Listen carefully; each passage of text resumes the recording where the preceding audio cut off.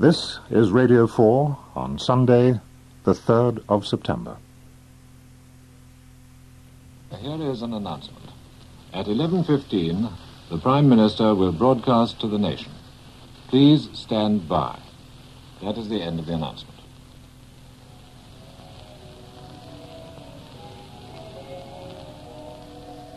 Good morning. This is Frank Gillard. At this very moment, on that Sunday morning 50 years ago, I was in church.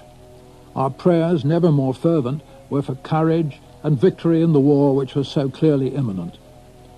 I couldn't help thinking of German Christian friends who were most likely also on their knees at that very same time, asking God to favour their side. Poor God, what a problem mankind had set for him.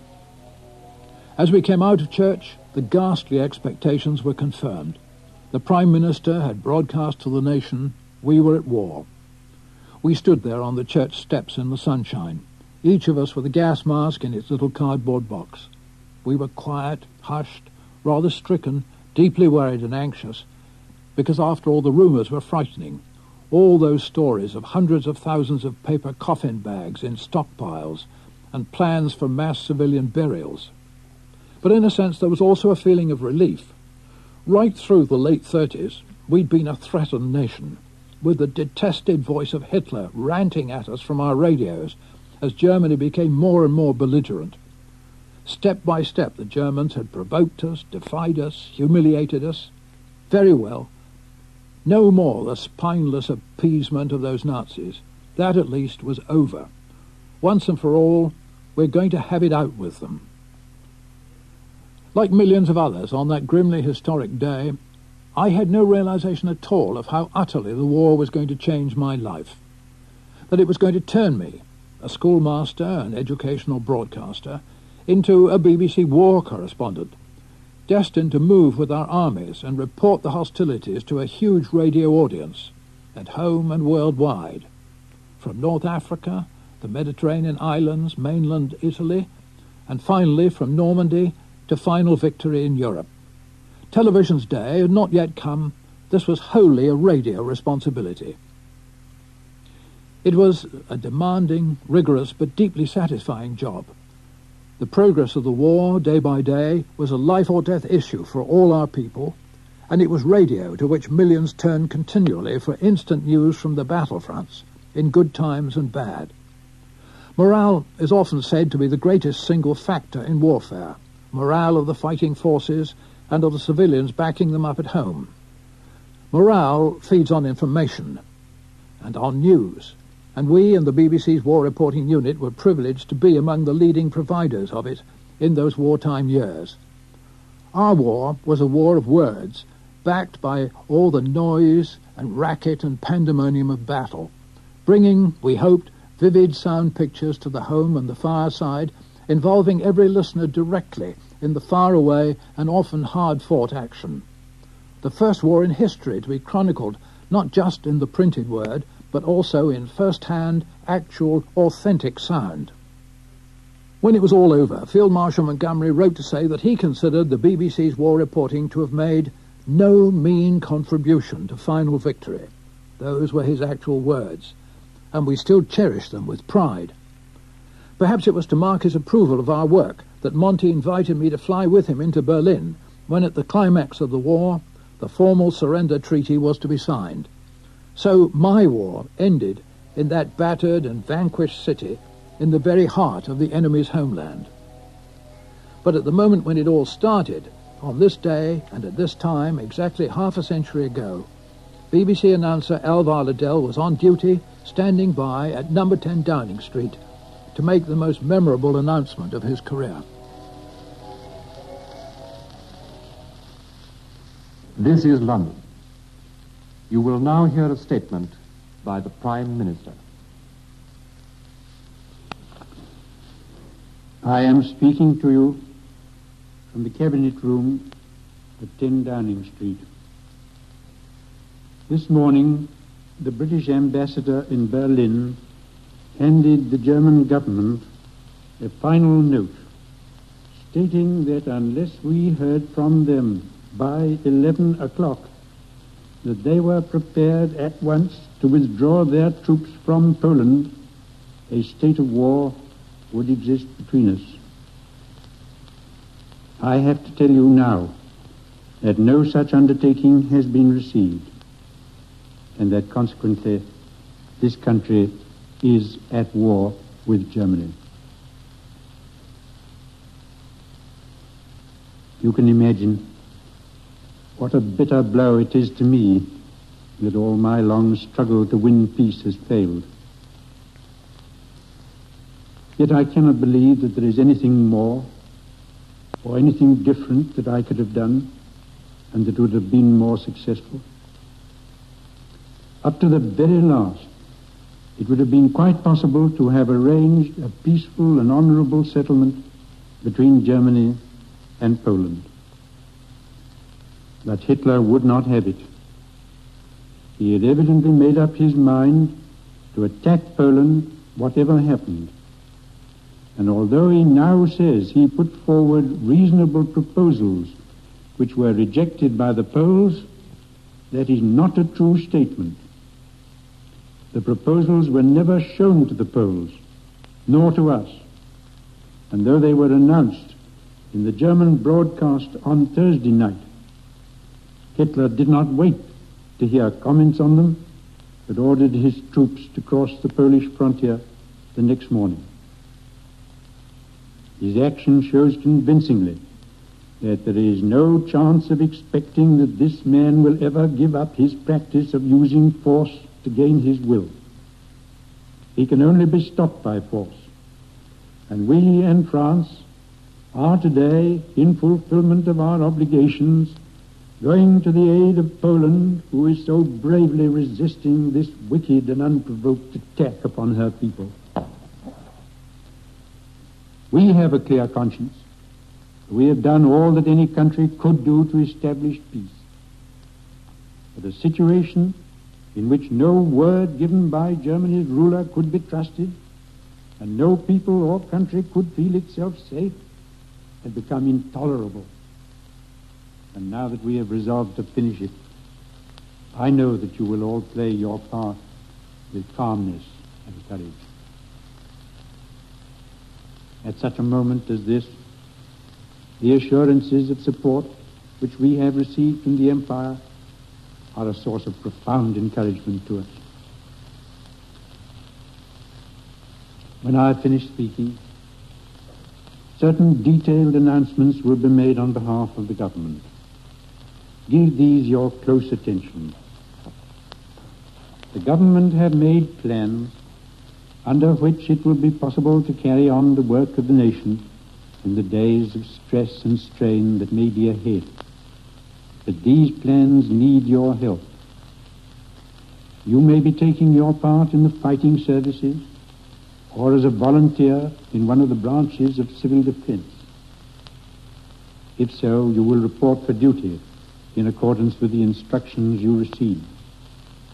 You may be engaged in work essential to the prosecution of war or the maintenance of the life of the people, in factories, in transport, in public utility concerns, or in the supply of other necessaries of life. If so, it is of vital importance that you should carry on with your jobs. Now, may God bless you all, and may He defend the right. For it is evil things that we shall be fighting against: brute force, bad faith, injustice, oppression, and persecution. And against them I am certain that the right will prevail. That is the end of the Prime Minister's statement.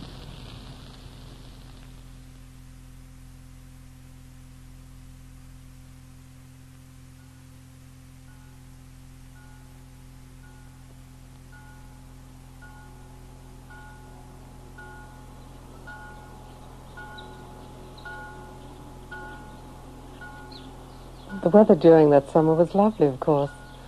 And on the day the war broke out, it was a lovely sunny day, and the sky was blue, and not a cloud to be seen. You could hear church bells. and you could hear the Sunday sounds, mowing of grass and all this sort of thing. And a lot of people lay late, you know, and so there were late smells of breakfasts. Well, I remember the smell of cooking, and I can just smell it now, as I, you know, and so every Sunday lunch I have a smell, I'm taken back immediately to that Sunday morning. I can see the day now. It was a glorious golden September day, September morning, and the French windows were open. The dog was sitting on the rug, and I sat in the chair, and I switched on the radio, and I heard Chamberlain make his historical. And although the sun was still shining, the day wasn't quite so bright. And I can see it now. Much too nice a day to start a war, but we've got to start one sometime, I think. The day war broke out.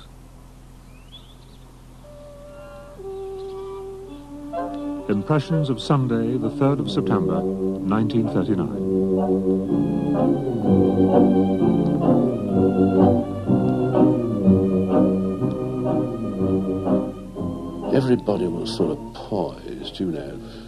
Everyone was waiting for an announcement from Downing Street when the war was going to be declared, because it was obvious by then. I mean, the Germans had already advanced most of the way across Poland. There were terrible stories about bombing of refugees. So it was a day one went with apprehension. We all assembled in the dining room, in which the radiogram sort of household god stood in the corner. It was a father's pride and joy.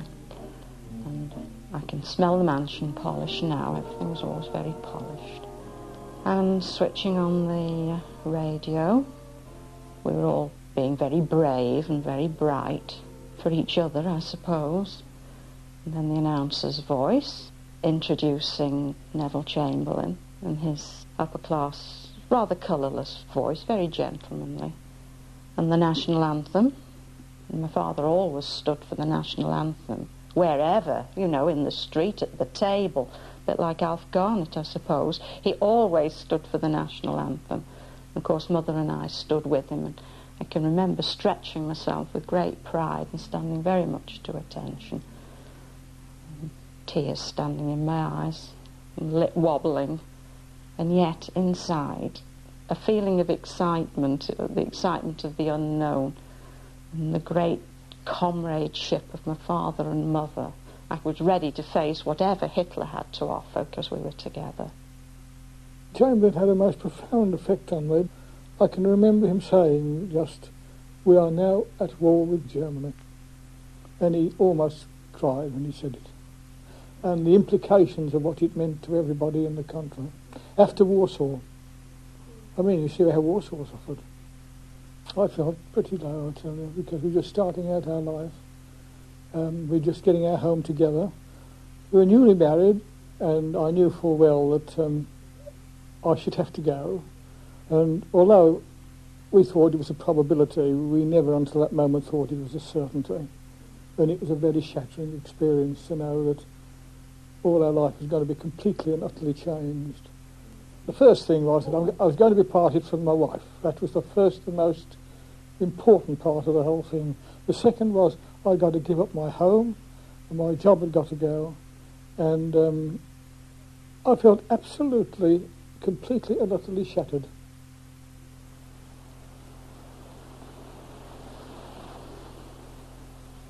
We were a big family, and we all used to go and sit on the beach, and we weren't going to give our beach up because the war might be, you know, we didn't think, we don't believe it's going to be war.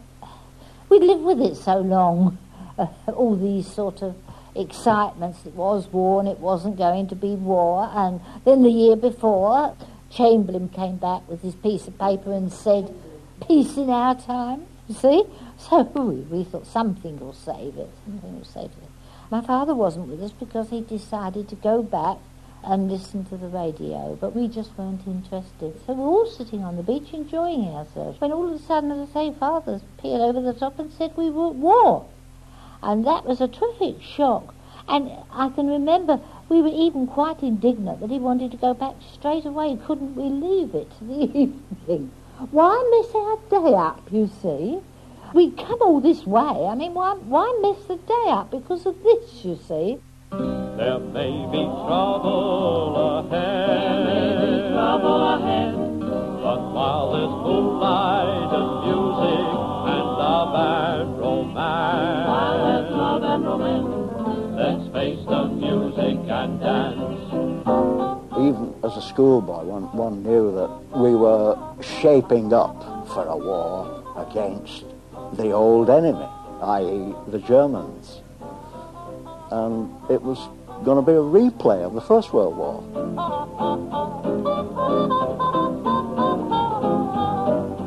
On the Sunday of Chamberlain's broadcast, my great-uncle George and my Uncle Len and their wives turned up at my grandparents' house.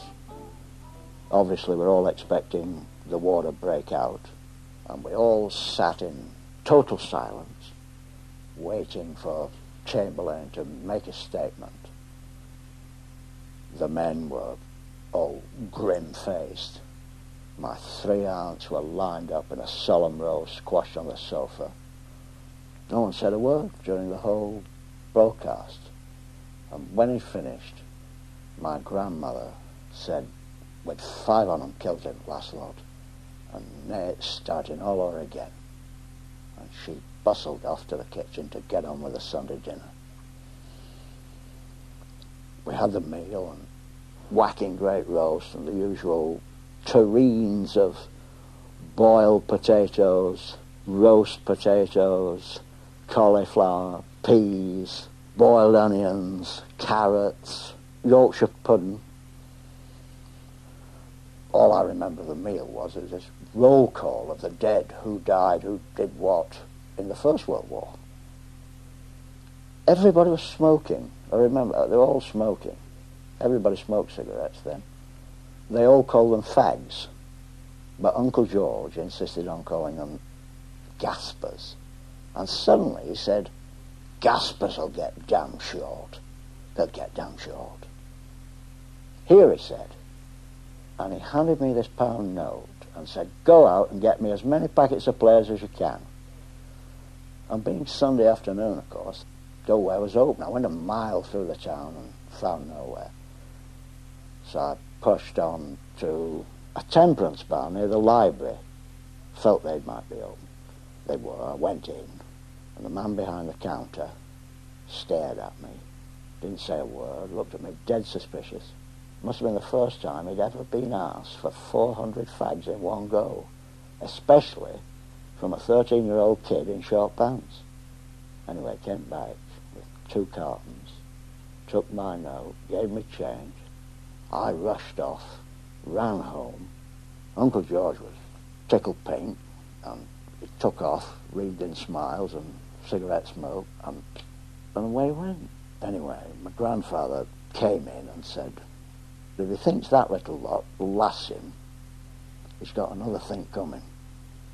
It'll be a bloody long war." And he was right. But so was Uncle George, because before the war was over, cigarettes, fags, bought food, clothing, medicines, sex, petrol, tyres, you name it. You could get anything for fags, and people would do anything.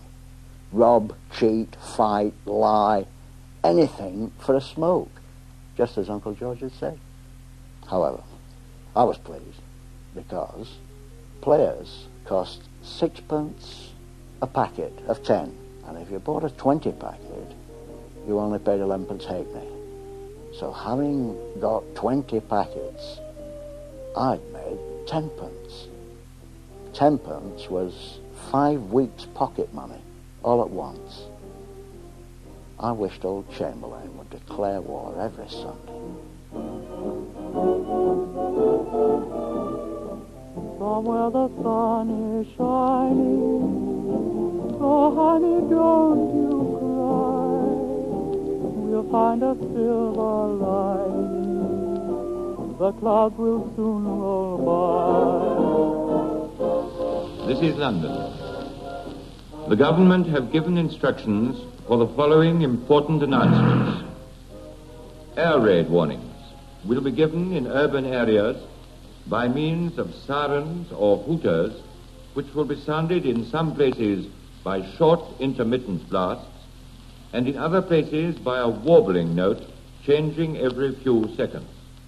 It's very difficult now to convey how people in those days believed the war would begin with an enormous German air attack. And of course, when the speech ended, immediately the siren went.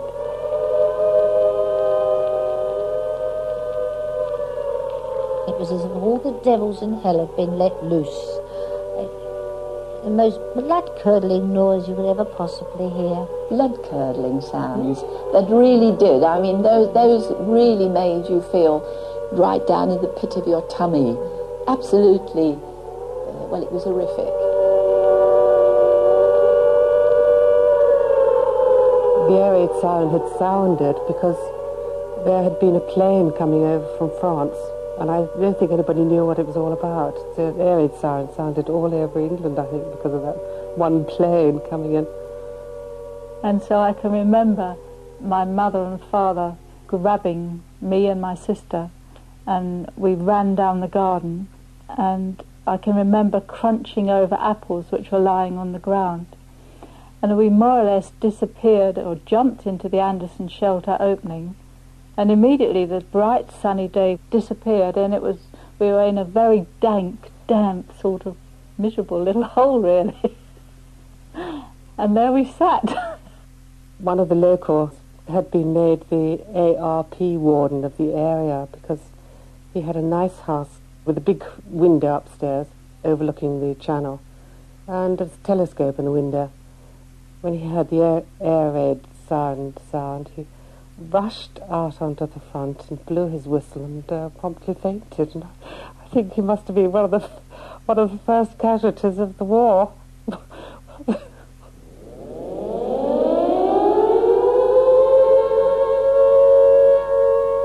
10 minutes later, the all clear went.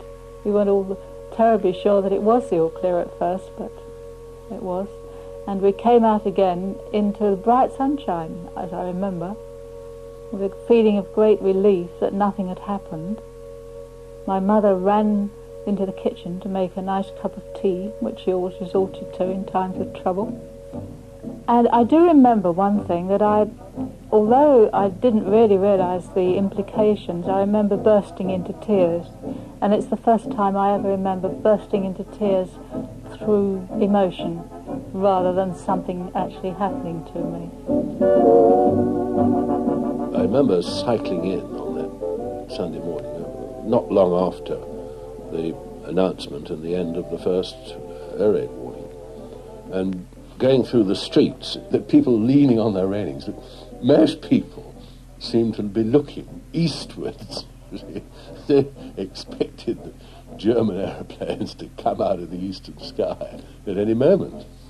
Also, I remember a chap sort of coming across to me and saying, "Is it right the war started?" People were very friendly, very communicative, and slightly sort of elated. And after all, we'd been expecting it for a long, long time. And I think probably it was like me. It was a great relief to have, at least we knew where we stood at last and could get on with it.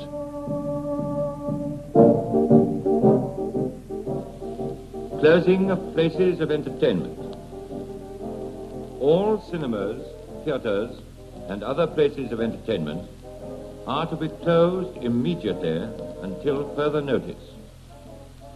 They are being closed because if they were hit by a bomb, large numbers would be killed or injured. Churches and other places of public worship will not be closed. Well, we used to get up about 8:30 in the morning and, as always, go to church at 11 o'clock. And I didn't know until I got in the church that there was wireless in there, you know, to broadcast the speech. And we all sat down and we listened. And I can remember going cold, thinking, you know, this is so unfair that there's a war and we're supposed to be in God's house. You know, he's supposed to protect us. You know, why is he letting this happen? My father's vicar went to take the service in the church. My mother went to support him. And so my brother and sister and I were left behind to listen to the wireless and come and pass a note as to what Chamberlain had said. And we were within about 5 minutes of the church, and feeling rather portentous, I think, we came in and we passed this along through the church warden, who had to read the lesson, and his voice definitely wobbled as he read, but he picked it up again and went right through the lesson to the end. Then my father made an announcement that it was war, and we all sunk to our knees to pray about it very naturally. And I think there probably was a tremendous atmosphere in the church of people concentrating their wills together to get on top of this wicked thing. The real story I have to tell about September the 3rd, 1939, is that we had a most curious visitor in the house. He was a German, he was a member of the Hitler Youth, and he'd arrived on our doorstep, I think on the 25th of August. Now, what had happened really was this. I was a keen Boy Scout, and one weekend in 1937 we met about a dozen members of the Hitler Youth, and they were quite pleasant chaps. And then we had a sing-song and usual sort of thing around a great campfire. And anyway, we became quite friendly, and we exchanged addresses and started to write to each other. Well, in 1938, we invited this chap, whose name was Harold Engert, to spend a few weeks in England. And in 1938, in the summer of 1938, he duly came over. Anyway, he went back in 1938, and then, curiously, about the third week in August of 1939, when things looked absolutely terribly black, suddenly, out of the blue, we got a cable from Harold's father saying that Harold was coming to England and was on his way. And that was that. He was there. What he did was he produced a letter that he said had been stitched inside his suit. It was written by his father, simply saying to my father, "I trust you with the safety of my only son."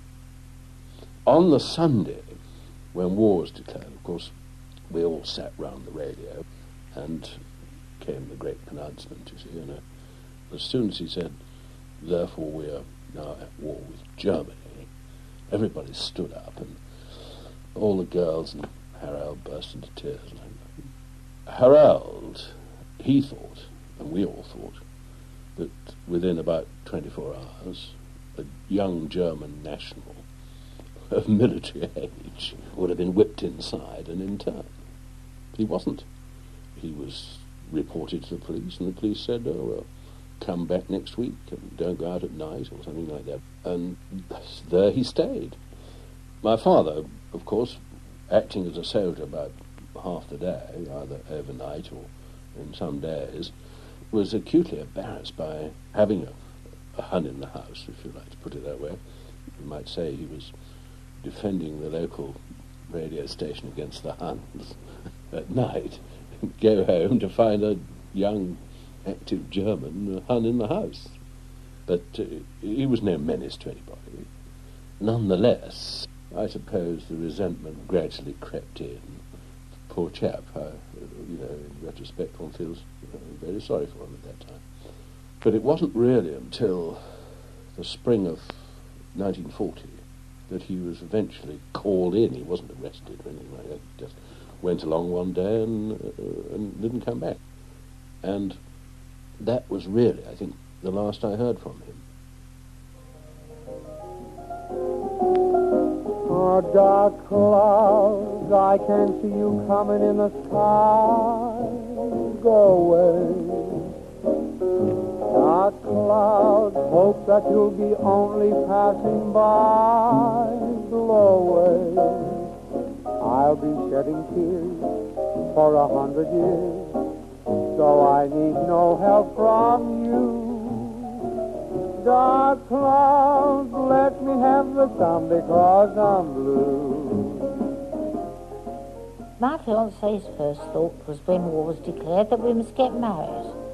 I'm afraid I didn't question why he would get married, but I did say, well, how can we get married with no money saved up and no home or anything, because that's how I saw marriage in those terms, that you had your own home furnished and all that, you see. And he said, oh, you'll have to come and live in with Mother. Immediately I turned cold. That was it. You know, I was engaged, but I hadn't thought of marriage, not in the sense of real. That was in the miles and miles in the future. And here he was bringing it right on my doorstep, because he would be going away, you see. Yeah. And of course we didn't have a lot of sex in those days, you know. We had heavy petting. I suppose he thought, well, if I don't grab her now and get married to her now, I shan't have it. I might die without it. Who knows? You see? I don't know. But anyway, the very thought of living with his mother, well, it didn't take very long for me to decide that was the end of that, you see. Yes, you're driving me crazy. What did I do? What did I do? My tears for you make everything hazy. What did I do to you? Certainly didn't expect war to be declared on a Sunday, which I thought was very odd. As odd as we getting married on a Sunday, really, I suppose.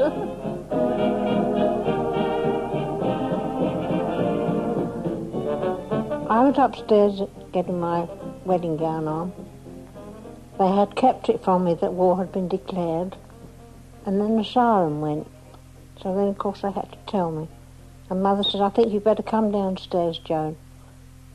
It'd be safer downstairs. And I went to go down the stairs and forgot I had a long frock on and tripped, nearly went head first.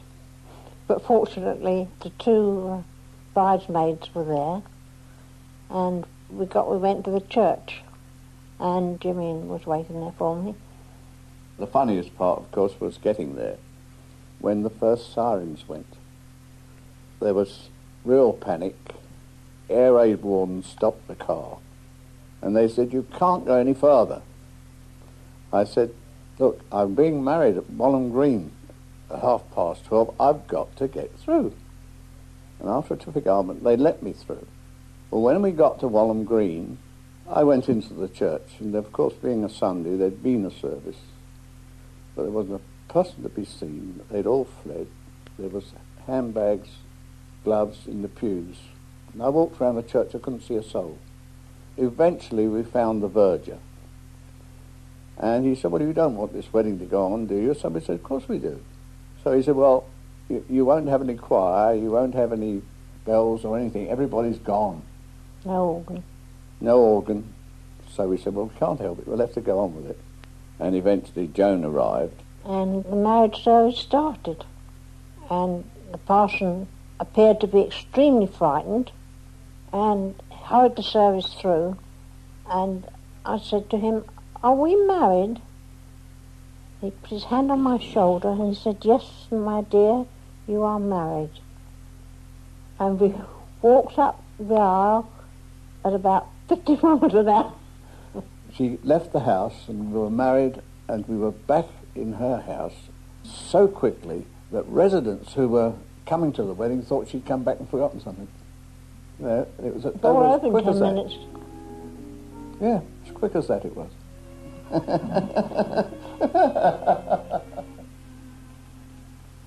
Love is the sweetest thing, what else on earth could ever bring such happiness to everything as love's old story.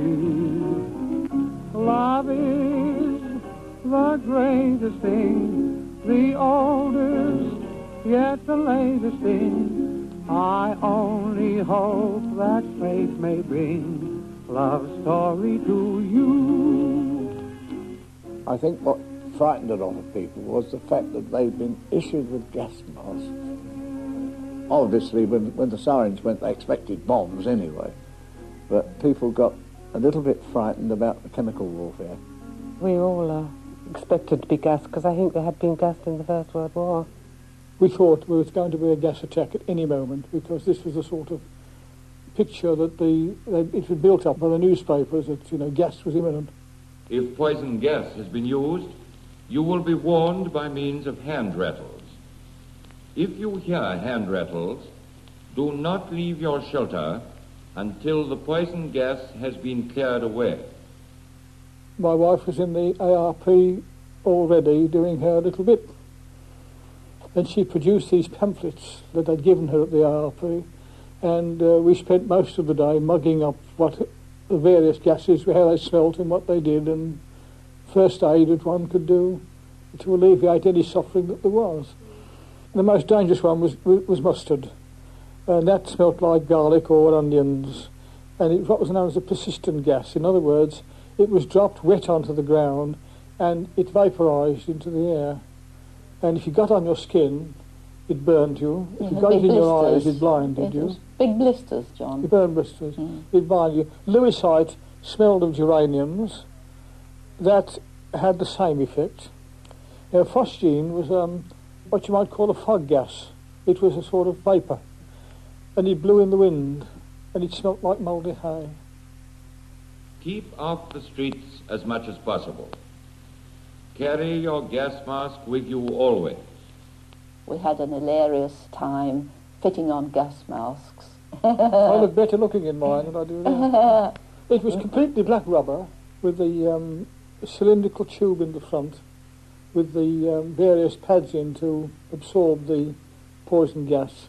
And you breathed through the mask. And it made rude noises. And when you breathed out, it trapped here, and the air came out. Yes, I can remember that. Yes, yes. You know, and the air came out the side. Well. And then there were straps that came over your head and fastened at the back.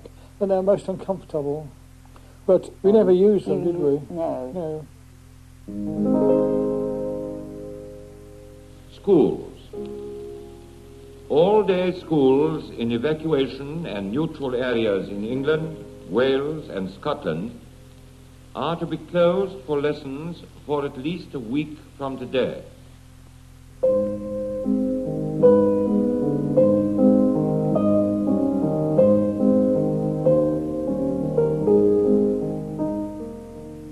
The day war broke out, I was 15 years of age. I'd been evacuated the day before. I had a young 5 years younger than myself brother, and my mother decided that I should be evacuated to look after him. When we got off the train, I was very upset because my brother was then put on one bus and we were put on others. There were 4 double-deckers, I think, and the gentleman assured me that we were all going to the same place. And of course, when we got where we were going, my brother's bus wasn't there. I went to bed wondering where my brother was, and by then I began to wonder how I was going to tell my mother and father that I didn't know where he was. So it was quite sad, really. When we got up on the morning that war was declared, the only thing was to know where my brother was. And going down the road, I met a gentleman with a trilby hat on a pedal bike, and he said that I am the headmaster of the West Ham Municipal College. Brought himself up very high on his bike when he said it. And I have to tell you that war is being declared on Germany. And I said, yes, but where's my brother? And he wasn't at all impressed. And he said, well, I ought to go home in case the planes came. But I didn't even pretend to turn around to go home. I went off. I had just one purpose, to find my brother, my little brother. I'd moved around Chelmsford for most of the day and didn't have any luck at all. Anyway, I went back to the house, and later on, I don't know how my brother found out where I was. I really don't. I've often wondered, and I wish I could ask him now. But he turned up at my billet anyway, later on that night, quite late on the Sunday night. But he was quite perky. He found out where I was, and so my worry was over as to where he was.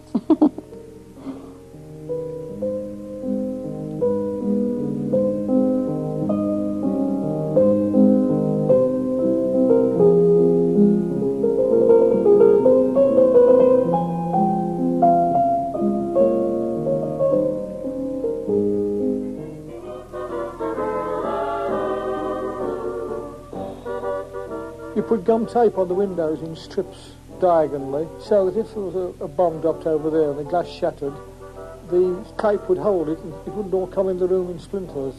We rushed to get the blackout up, didn't we? Rushed to get the blackout up, yes. Oh, yes, that was another thing, blackout. Of course, we started getting black curtains and black blinds for every window. We started having to turn off the light before you went out of doors so that there wouldn't be any light showing. If there was a chink of light, there'd be an ARP warden round saying, put that light out. Put that light out, you know. Well, if you showed a chink of a light, people come along and say, put that... Yes, horrible words. You really did get sworn at. Yes,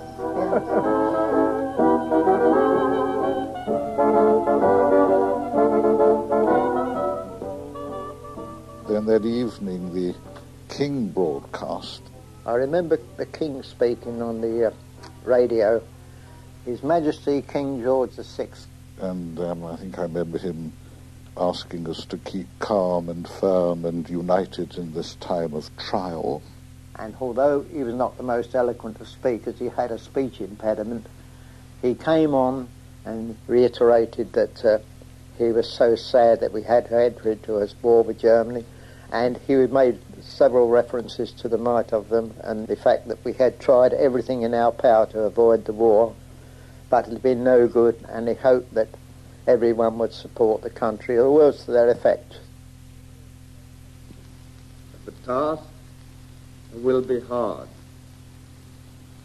There may be dark days ahead, and war can no longer be confined to the battlefield. But we can only do the light as we see the light, and reverently commit our cause to God. If one and all we keep resolutely faithful to it, ready for whatever service or sacrifice it may demand, and then, with God's help, we shall prevail. May He bless and keep us all.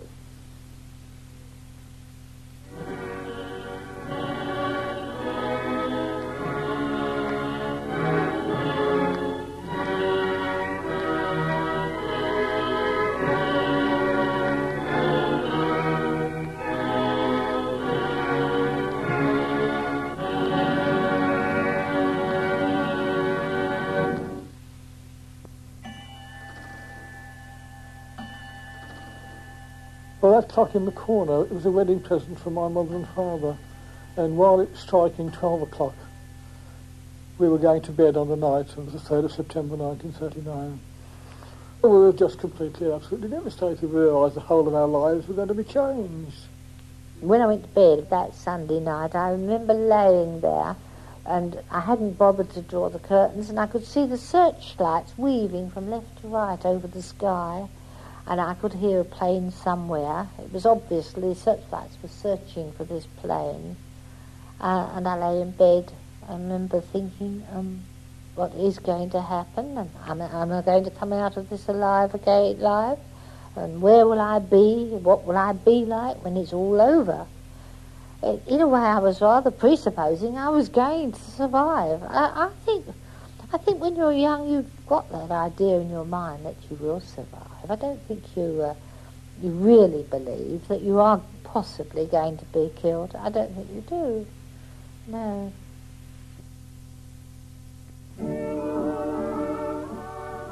You know, when I look back on it, I often think now at night sometimes, well, actually, you know, we lived in a bit of a fool's paradise. To expect to do what we did from scratch, from that particular day, to win a war, I think we got one hell of a treat. That was the thing that pulled us through. It was just complete and utter disbelief that we could possibly lose. But how we were going to win, we had the faintest idea. So the Lord will provide us, no? And of course, he's always on both sides, you see. That's the trouble when the war breaks out.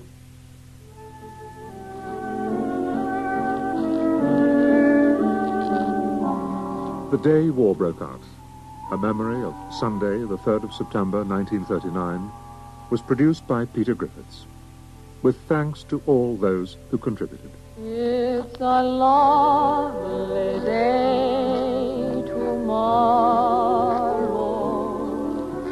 Tomorrow is a lovely day.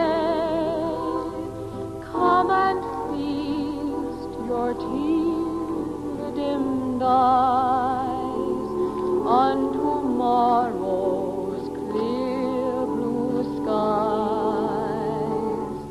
If today your heart is weary, if every little thing looks gray, just forget your troubles and learn to say, tomorrow is a lovely day. Now may God bless you all, and may he defend the right. For it is evil things that we shall be fighting against. Brute force, bad faith, injustice, oppression, and persecution. And against them I am certain that the right will prevail. Tomorrow is a long